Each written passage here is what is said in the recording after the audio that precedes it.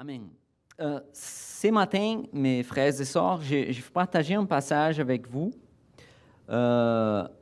qui est dans le livre des Actes, chapitre 2. Et on va parler sur le sujet « En communauté remplie de l'Esprit ».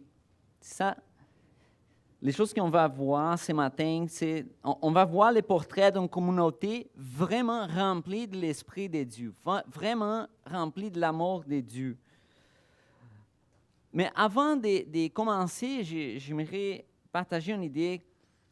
C'est l'idée que l'humanité est vraiment organisée autour des communautés. Je pense que vous êtes capable de voir ça, que partout on trouve des communautés, parce que nous sommes, les êtres humains, nous sommes des êtres avec le besoin de participer à une communauté. Non? On veut participer d'une communauté. Ici, et on commence à créer les différentes communautés à cause de ces besoins qui est dans le corps humain. Je vais vous donner quelques exemples des communautés qu'on trouve. Voilà. Est-ce que vous connaissez ça?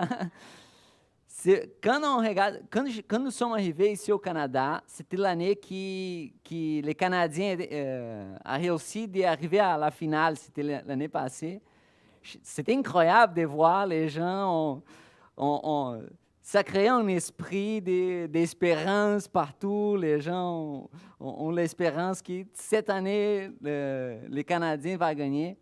Mais c'est vrai, on trouve avec les sports une chose en commun.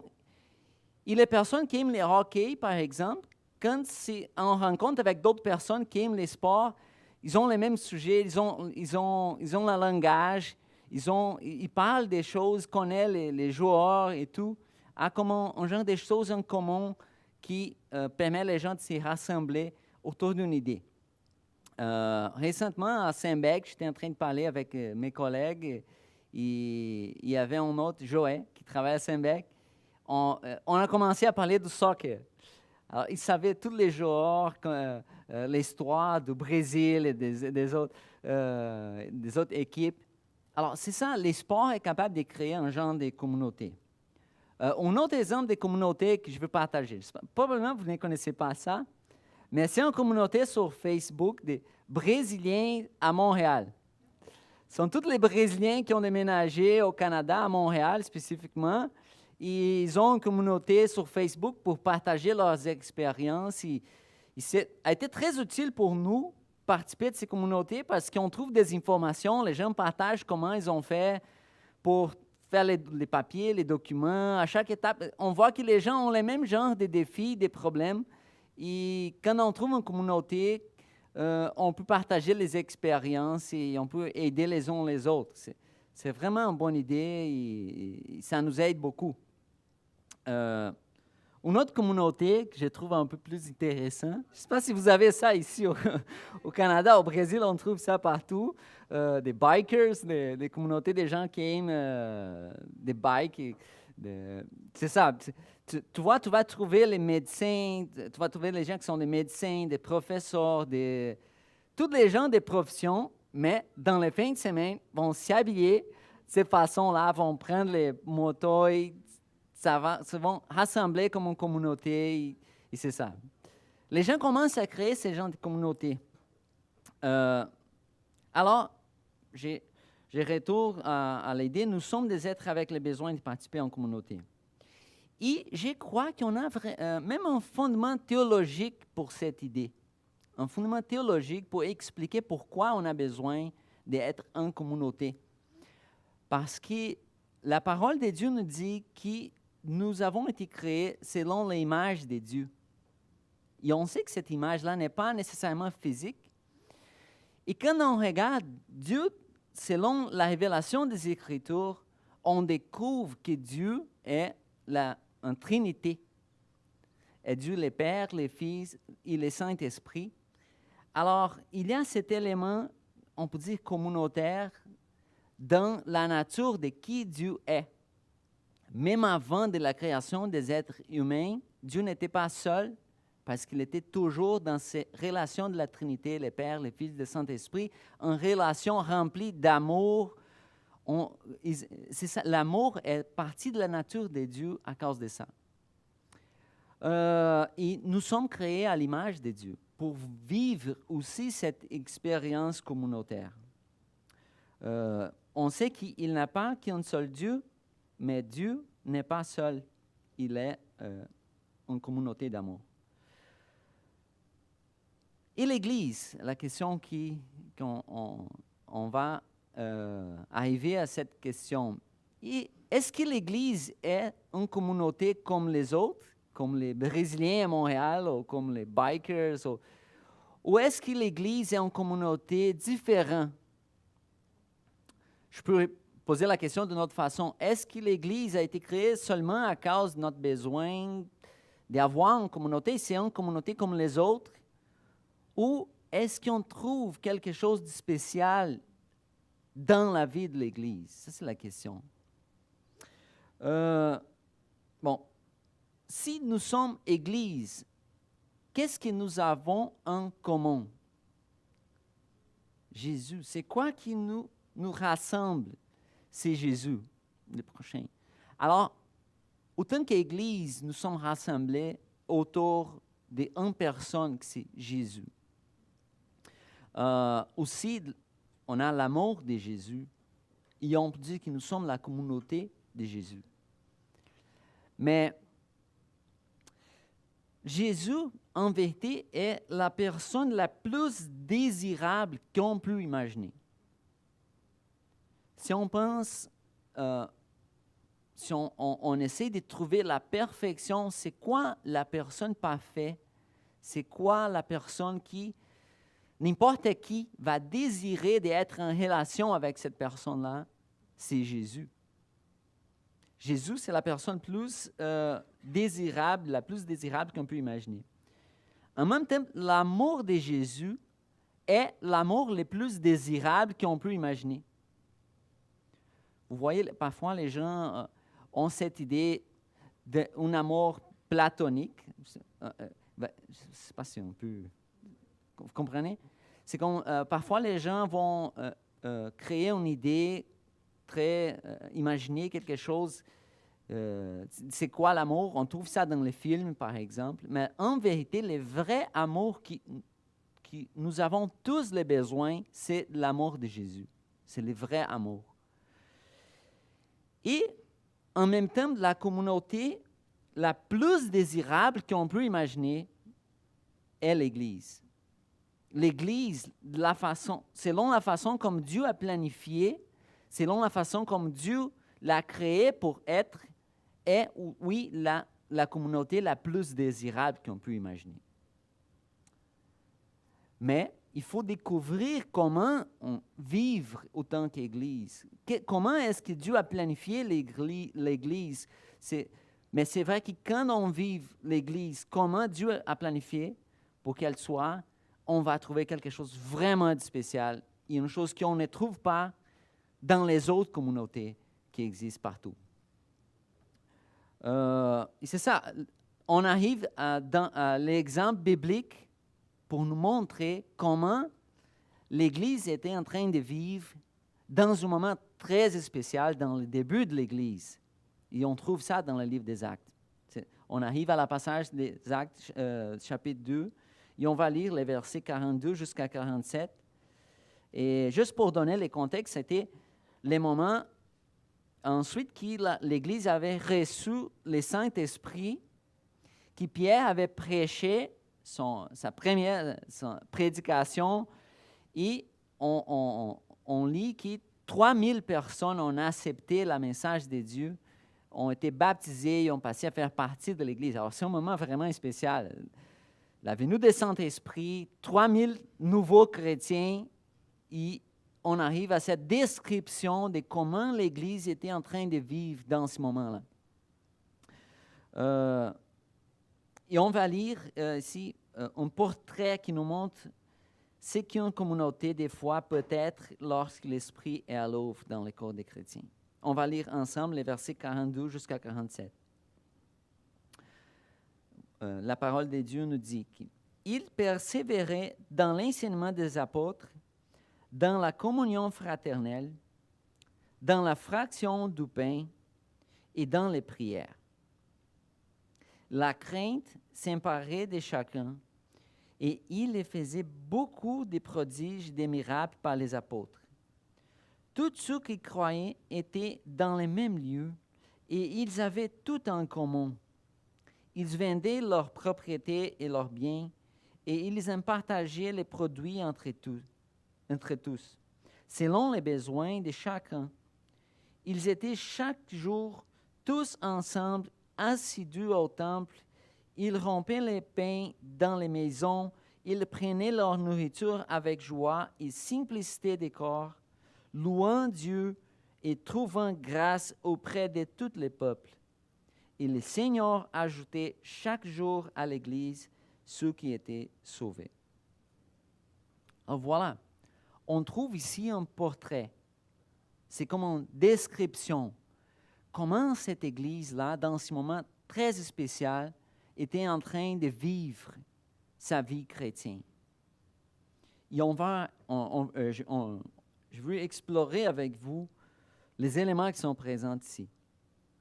Alors, la parole nous dit qu'il persévérait en 4 choses. Il persévérait dans l'enseignement des apôtres, il persévérait dans la communion fraternelle, il persévérait dans la fraction du pain et dans les prières. Ensuite, les autres 5 versets que nous avons lus, on va voir comme la description, on va voir des exemples, on va voir ces 4 choses-là en train d'être expliquées un peu plus. Et on va explorer chacun de ces 4 choses. Les premières, c'est dans l'enseignement des apôtres. L'Église était persévérante dans l'enseignement des apôtres. Il faut se rappeler que dans ce moment, il n'avait pas de Nouveau Testament, parce que le Nouveau Testament a été écrit ensuite, après. N'avait pas. Qu'est-ce que l'Église avait dans ce moment? Elle avait le témoignage des apôtres sur Jésus, sur la mort et la résurrection de Jésus. Il avait le témoignage des apôtres sur les enseignements de Jésus.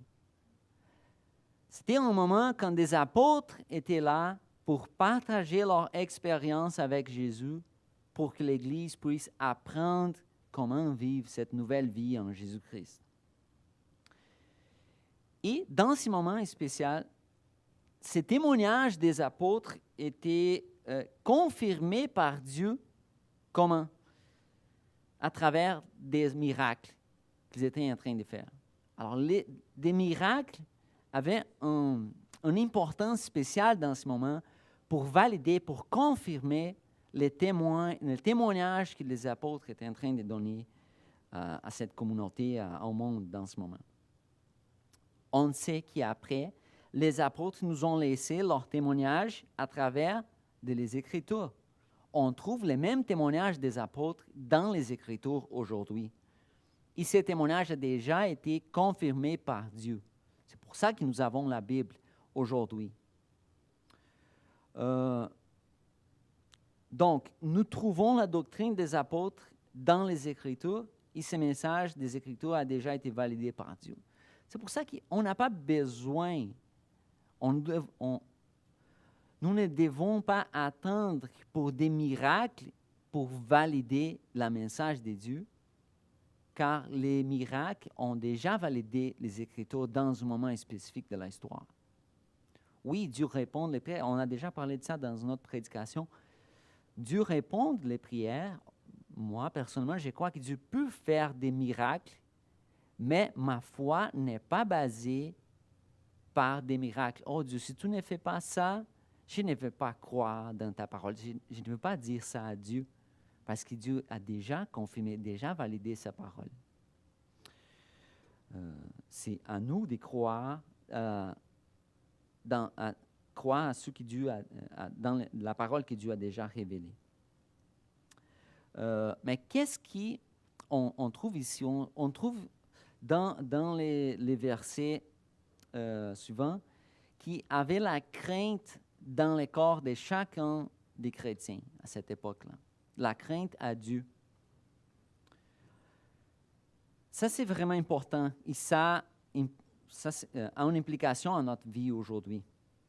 Quand on lit dans le livre des Proverbes, par exemple, Proverbes 9, 10, on lit que les commencements de la sagesse, c'est la crainte de l'Éternel. Si on veut découvrir la vraie sagesse, si on veut découvrir les chemins, si on veut découvrir Dieu, on commence pour la crainte de l'Éternel. Valoriser les choses spirituelles, valoriser Dieu, valoriser les Écritures, donner les valeurs à les Écritures, c'est la première étape pour qu'on puisse découvrir la révélation de Dieu dans notre vie. Et même si l'Église était dans ce moment en train de commencer sans le Nouveau Testament, les disciples avaient la crainte à Dieu à ce moment. C'est pour ça qu'ils ont accepté le témoignage des apôtres. Jésus a dit, on trouve ça en Jean chapitre 12, « C'est lui qui me rejette et qui ne reçoit pas mes paroles à son juge. La parole que j'ai annoncée, c'est elle qui jugera au dernier jour. » Un jour, toute l'humanité, n'importe qui, va être présent devant Dieu et la parole de Dieu sera les juges de chacun d'entre nous. C'est comme si, OK, voici, j'ai laissé cette parole, comme Dieu peut dire, j'ai laissé cette révélation. Qu'est-ce que vous avez fait avec la révélation que j'ai laissée? Avec la révélation de mon amour, la révélation de ma salut, la révélation du chemin qui est dans la parole de Dieu. En Jean chapitre 14, Jésus a dit aussi, Jésus lui répondit, « Si quelqu'un m'aime, il gardera ma parole, et mon Père l'aimera. Nous viendrons à lui et nous ferons notre demeure chez lui. » Alors, vous voyez qu'aimer Jésus est aussi lié à aimer la parole de Dieu. Rejeter la parole de Dieu en même temps est rejeter Jésus. Si quelqu'un rejette la parole de Dieu, rejette la Bible, les Écritures, la révélation de Dieu, est la même chose que rejeter Jésus. C'est comme si Jésus est présent physiquement et quelqu'un décide non, je ne l'accepte pas, comme les gens ont fait à l'époque de Jésus. Parfois, on peut penser, si j'ai été vivant à l'époque que Jésus est venu au monde, a incarné, était là 2000 ans, depuis 2000 ans, est-ce que si je suis là, je serais prêt à accepter Jésus ou est-ce que je serais comme les pharisiens qui ont rejeté Jésus? Bon, la réponse, on peut trouver la réponse dans notre relation avec la parole de Dieu aujourd'hui. Si on accepte la parole de Dieu, on accepte Jésus. Quelqu'un qui n'accepte pas la parole de Dieu aujourd'hui, c'était à cette époque-là, il pourrait avoir la même attitude à propos de Jésus. Alors, craindre Dieu est accorder de l'importance à sa parole et rejeter la parole revient à rejeter Jésus. Alors, le premier élément, nous vous rappelons que l'Église était persévérante dans la doctrine des apôtres. Ils avaient la crainte en Dieu, ils acceptaient la parole, ils ont accepté la doctrine. Et ça, c'est une caractéristique de l'Église. L'Église est une communauté qui valorise la parole de Dieu. Ça, c'est une caractéristique de l'Église. Nous sommes Église, nous valorisons la parole de Dieu. C'est partie de qui nous sommes. Nous sommes une communauté autour de la parole de Dieu. Et nous avons été fondés autour du témoignage de cette parole. Et nous gardons cette parole avec amour et zèle. Quelqu'un veut participer de l'Église? Bienvenue. La première chose nous sommes à apprendre, nous sommes une communauté qui croit à la parole de Dieu, qui vivent selon cette parole, qui veut apprendre cette parole, qui veut partager cette parole, être partie de l'Église et en même temps aimer la parole de Dieu.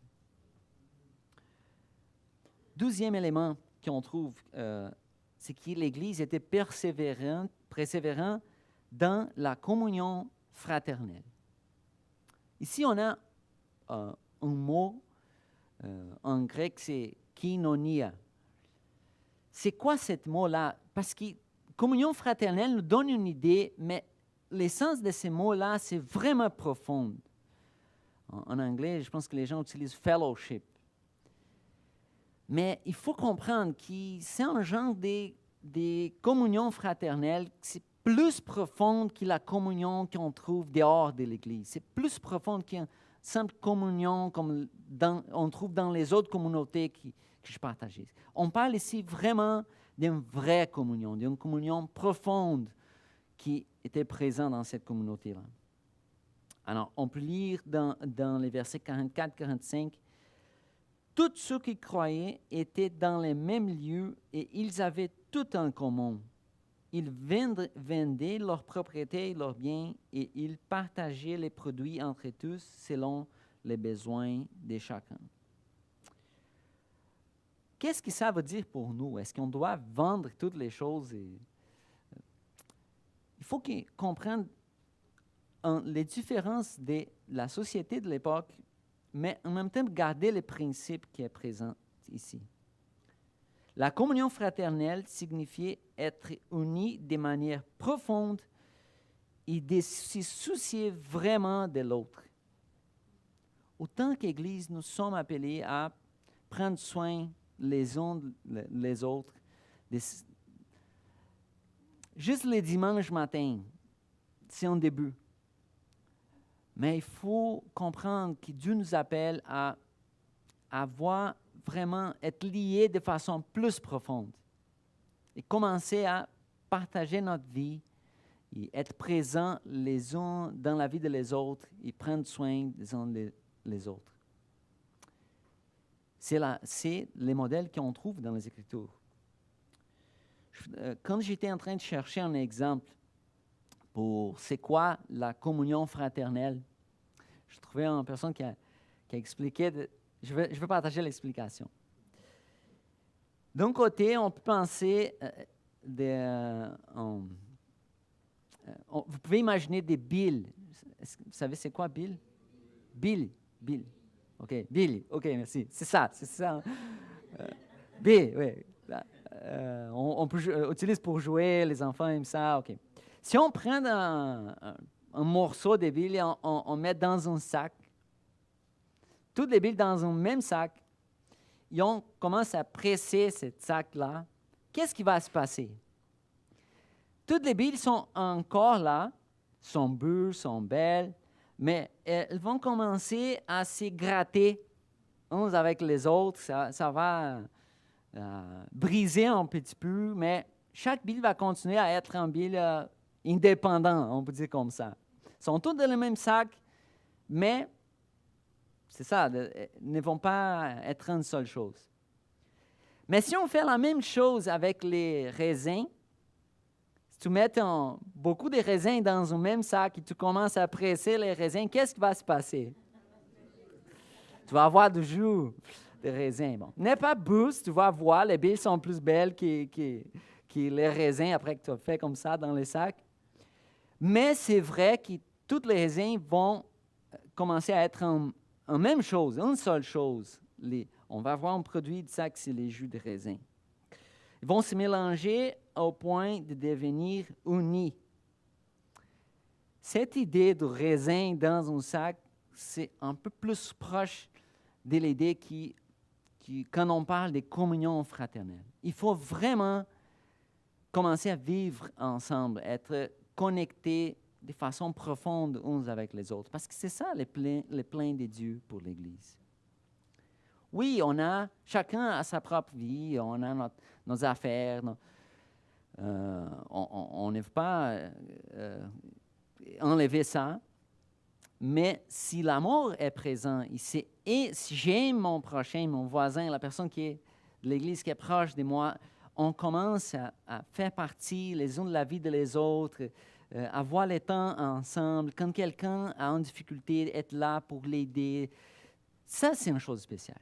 Ça, c'est vraiment une chose qui, c'est sûr que le monde cherche ça à quelque part.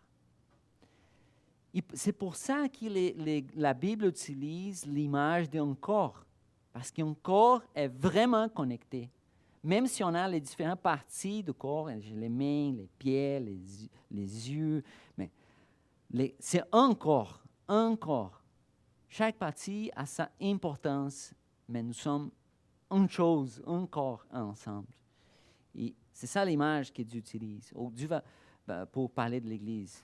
Ou parfois, on va trouver l'image d'une famille. C'est aussi une bonne image pour l'Église. Alors, 1 Corinthiens, chapitre 12, 26, on peut lire « Et si un membre souffre, tous les membres souffrent avec lui. Et si un membre est honoré, tous les membres se réjouissent avec lui. » C'est ça. Nous sommes partie une de la vie des autres. Et on trouve ici l'élément de partage des biens matériels. Comme j'ai dit, il faut comprendre qu'à cette époque-là, c'était un peu différent. Aujourd'hui, j'ai l'impression qu'on utilise beaucoup plus. Bon, on a beaucoup plus. L'argent, c'est virtuel aujourd'hui, non?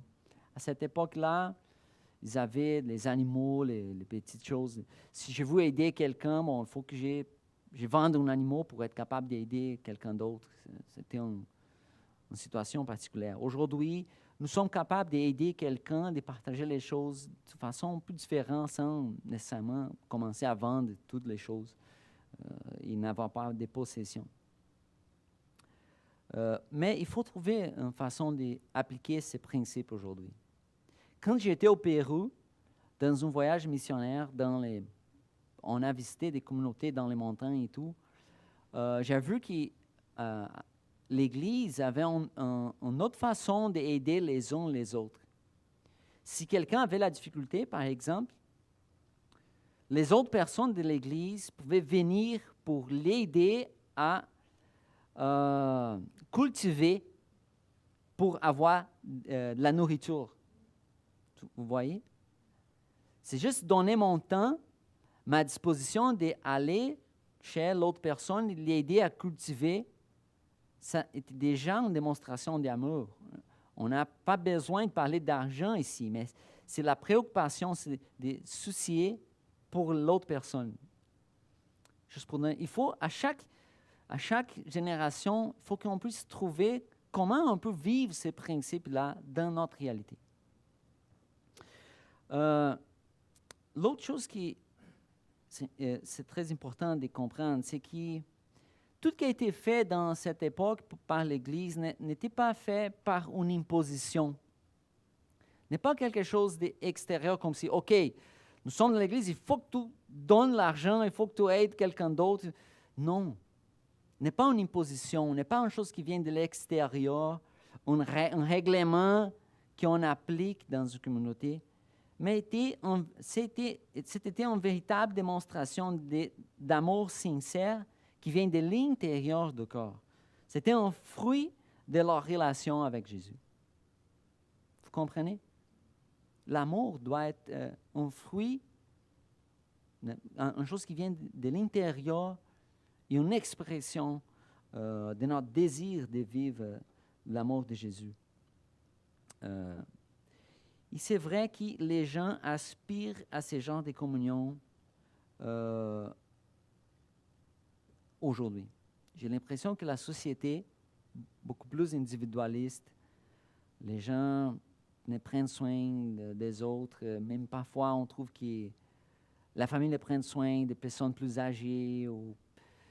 Les gens sont tellement déconnectés, mais ils ont comme soif de ces genres de relations. Et l'Église est appelée à vivre ça de façon intense. Et la relation avec Jésus est vraiment la clé. Je vais vous partager un exemple historique. Cette photo-là, c'était une photo d'une communauté qui s'appelle la colonie Sicilia. Je ne sais pas si vous avez déjà entendu parler de ça. Ça fait déjà, c'était il y a 130 ans, qu'un groupe d'immigrants italiens sont allés au Brésil. Ce sont des immigrants italiens qui ont déménagé au Brésil. Et à cette époque-là, ils avaient l'idée de commencer une colonie agricole dans l'État du Paraná, proche de où on habitait. Ils ont été lidérés par un homme qui s'appelait Giovanni Rossi. Ils avaient l'idée de commencer une communauté anarcho-socialiste qui a été baptisée comme cette colonie Cécile. Ils avaient une idéologie de commencer une communauté anarcho-socialiste. Tout a été partagé, tout a été communautaire. On va vivre de façon vraiment communautaire ici. Qu'est-ce qui était le résultat de ces colonies-là? Cette initiative a échoué. Vraiment, n'a pas marché. Pourquoi que cette initiative a échoué? Bien, quand les problèmes ont commencé à arriver, les personnes ont commencé à mettre ses propres objectifs en premier. Bon, plusieurs facteurs étaient présents, mais ça n'a pas marché. Mais en vérité, pourquoi ça n'a pas marché? Parce qu'il manquait un élément, Jésus. Parce qu'il y a une idéologie seulement, on va construire la société parfaite. Une idéologie seulement n'est pas suffisant pour ce genre de communauté fraternelle. Vivre ce que Dieu a prévu pour la vie communautaire n'est possible que dans les mesures où nous approchons de celui qui est la source du véritable amour, qui c'est Jésus. Ça va marcher seulement quand c'est une expression de la présence de Jésus dans la vie de chacun des chrétiens.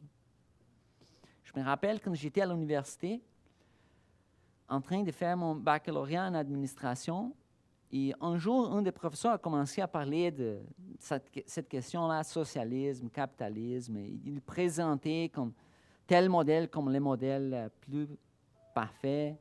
Il voulait dire que même dans la Bible, on trouve des principes du socialisme là-dedans et tout, juste pour défendre. Mais non. N'importe quel système qu'on essaie d'appliquer dans le monde, soit le capitalisme avec la liberté individuelle, soit le socialisme avec les principes de partage imposés, ça ne va pas marcher si ça ne commence avec une expression d'amour qui vient de chaque individu. On veut une transformation de la société, il faut que chaque personne soit transformée par l'Évangile. Et dans ces cas, on va trouver une chose très spéciale, qui c'est le plan de Dieu. Même si la plénitude de ça, on va vivre seulement au ciel, pas ici, à cause du péché. Mais on peut commencer à goûter un peu de cette expression et cette communion fraternelle selon la mesure qu'on laisse Jésus transformer nos relations. OK, un autre élément, je vais parler ensemble, les deux derniers éléments sont qu'ils étaient persévérants, c'est la fraction du pain et dans les prières. Et ici, la fraction du pain, quand on trouve ce mot écrit, c'est probablement, plusieurs commentaires bibliques vont dire que quand on lit la fraction du pain, parle ici de la repas du Seigneur, les choses qu'on vient de faire aujourd'hui. C'est pour ça qu'on peut dire que l'Église était en train de vivre à chaque jour sa expression d'adoration à Dieu. C'est rappeler de l'Évangile en partageant les pains. C'était un moment pour se rappeler de l'Évangile, de l'œuvre de Jésus, du sacrifice de Jésus et tout. Alors, cette fraction du pain est probablement en référence à réunion au cours desquelles il célébrait la scène au repas du Seigneur. Dans les versets 46 et 47, on lit « Ils étaient chaque jour tous ensemble assidus au temple, ils rompaient les pains dans les maisons, ils prenaient leur nourriture avec joie et simplicité du corps, louant Dieu et trouvant grâce auprès de tous les peuples. Alors, on voit qu'ici parle aussi d'être au temple. Nous devons nous rappeler qu'en ce moment, il s'agit d'une grande majorité des Juifs qui ont commencé à participer de l'Église en Jérusalem. C'est pour ça qu'on lit les temples. Les temples, c'est les temples en Jérusalem ici. Alors, l'Église était toujours dans les temples pour adorer à Dieu dans les temples, mais ils étaient aussi dans les maisons parce qu'ils n'avaient pas de bâtiments de l'Église à cette époque-là. Ils étaient dans les maisons en train de partager les pains, faire le repas du Seigneur, manger ensemble. Et on voit qu'il y avait beaucoup de joie, avait une sincérité de corps et louange était toujours présent. Ces trois éléments sont là. Le prochain. La joie, la simplicité du corps et louant Dieu. Alors, rappelez-vous que la Sainte, c'est le moment où nous nous rappelons du sacrifice de Jésus. Et c'est vraiment important. C'est rappeler à chaque jour, à chaque dimanche, à chaque rencontre, c'est Jésus qui nous a unis, c'est Jésus qui nous a sauvés, c'est Jésus qui a donné sa vie pour nous. C'est quand l'Église est ensemble, il faut toujours se rappeler de l'Évangile. Et tout ça, la joie, la simplicité du corps, les louanges, la joie qui est partie de la vie de l'Église, bon, ça était bien vu par les gens de l'extérieur.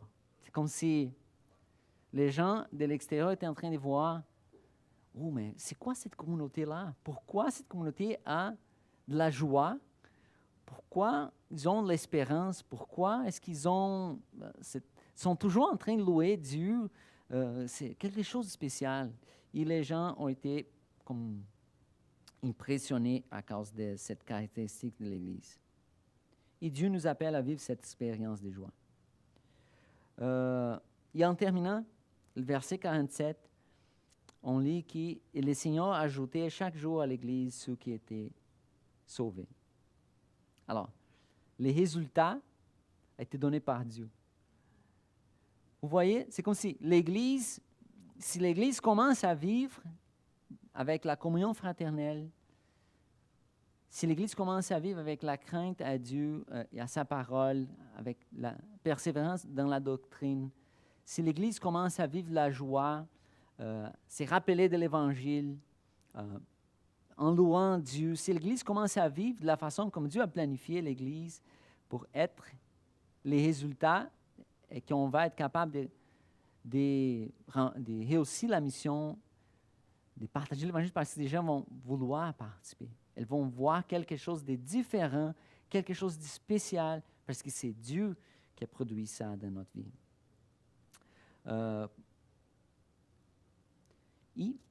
Mais il faut expliquer que cette parole qu'on vient de lire, elle ne nous a pas été donnée juste pour dire exactement qu'est-ce que nous devons faire. J'aimerais clarifier ça. Ce n'est pas une chose qui, OK, comme si quelqu'un vient faire comme ça. Il faut que l'Église soit comme ça. Il faut qu'il avoir la communion fraternelle. Il faut être... Non, ce n'est pas ça. Ce n'est pas un ordre. Parce que ça a été le résultat de la vie qu'ils ont découvert en Jésus. C'était les fruits. C'est seulement Dieu qui est capable de produire ça entre nous. C'est Dieu qui peut produire ces genres de fruits dans notre vie. Nous pouvons montrer les fruits de qu'est-ce que Dieu est en train de faire dans notre communauté, selon la mesure qu'on laisse l'Esprit nous diriger et nous remplir. Ce passage qu'on vient de lire est une description, un portrait de comment l'Église était en train de vivre. Elle est là pour nous encourager, pour qu'on puisse avoir l'espérance, oui, Dieu peut faire une chose vraiment spéciale dans l'Église, pour qu'on puisse vouloir ça. Mais on va vivre ça selon la mesure qu'on s'approche de Jésus et on laisse le Saint-Esprit travailler dans nos vies. ça va être un fruit. Nous ne sommes pas capables de produire ça de façon artificielle.